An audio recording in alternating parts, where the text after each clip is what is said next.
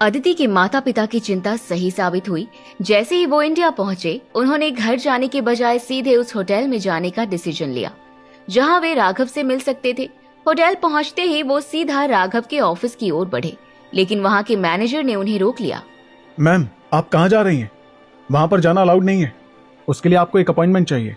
क्या आपके पास अपॉइंटमेंट है? अपॉइंटमेंट? तुम मुझसे अपॉइंटमेंट मांग रहे हो? तुम जानते भी हो मैं कौन हूँ? चाहे आप कोई भी हो, आपके पास अपॉइंटमेंट होनी चाहिए। अरे, तुम ऐसे कैसे बात कर सकते हो? राकेश जी बीच में आ गए और उस कॉन्वर्सेशन को संभालने लगे। उन दोनों ने अपनी आवाज बहुत तेज कर रखी थी और वो मैनेजर पर चिल्ला रहे थे। हमें इसी समय राघव जी से बात करनी है। उन्हें बुलाओ। उनसे बोलो कि राकेश और बीना जी आए हैं।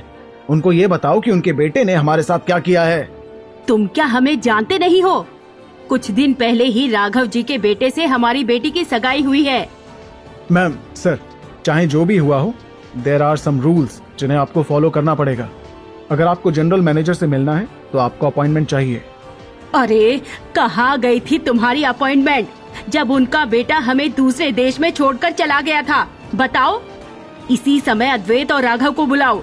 मैं कुछ नहीं जानती, नहीं तो मैं यहीं पर धरना देकर बैठ जाऊंगी।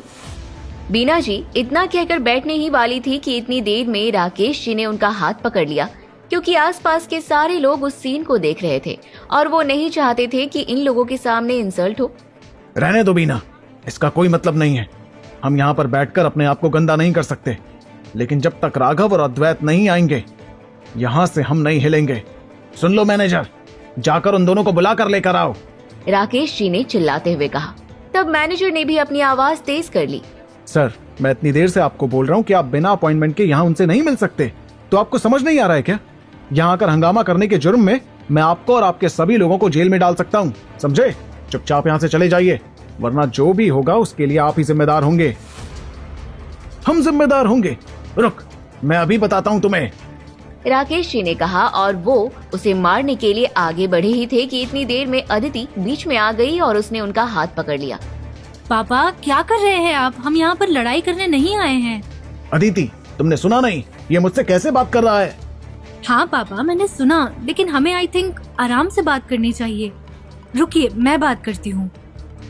अदिति अब मैनेजर की तरफ मुड़ी और उसने पूछा, देखिए सर, हमें राघव जी और अद्वैत जी से मिलना है, तो आप हमें मिलने देंगे या नहीं?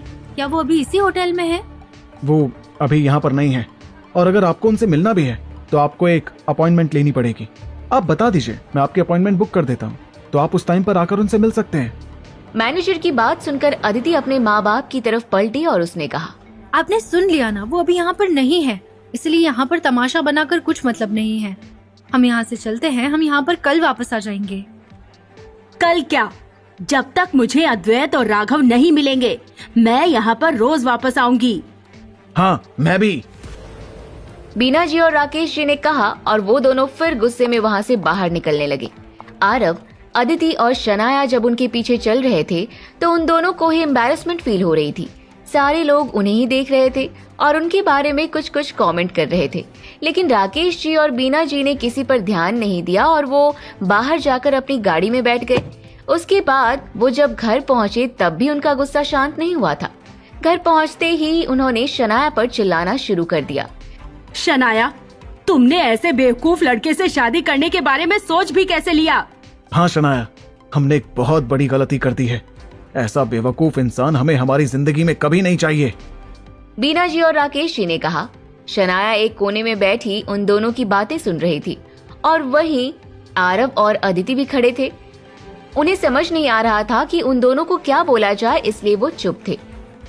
लेकिन आरव को ये दिख गया था कि उन दोनों के चिल्लाने से शनाया खुश नहीं है, इसलिए उसने अदिति को शनाया की तरफ इशारा किया और तब अदिति उसके पास गई। उसने उसे कंधे से पकड़ा और पूछा, शनाया, तुम बोलो, क्या चाहती हो तुम? तुम ये सगाई रखना चाहती हो या तोड़ना चाहती हो? ये तुम्हारा डिसीजन होगा। शनाया ने अपनी बहन की तरफ देखा। उसकी आंखों में हल्के आंसू थे और उसने कहा, आई डोंट नो दीदी, क्या करना है मुझे समझ नहीं आ रहा। इसमें समझना क्या है? हम ये सगाई तोड़ रहे हैं। इसके आगे ना तो मैं कुछ सुनूंगा और ना ही कुछ बोलूंगा। राकेश जी ने कहा। उसके बाद बीना जी ने उनकी बात को आगे बढ़ाते हुए कहा,